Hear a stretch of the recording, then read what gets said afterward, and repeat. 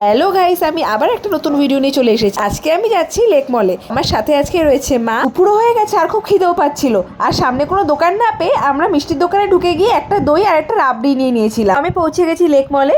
তো দেখো, লেক মলটাও কিন্তু অনেক সুন্দর করে সাজিয়েছিল। দেখো গাইস, কারা আসছে। অ্যাকচুয়ালি আজকে আমি মায়ের সাথে বেরিয়েছিলাম আর দিদি বেরিয়েছিল বাবার সাথে। সবাই যে যার মতো কাজ সেরে আমরা লেক মলে এসে মিট করলাম। খাবার আনার জন্য বাবা প্রথমে 2000 টাকা দিচ্ছিল।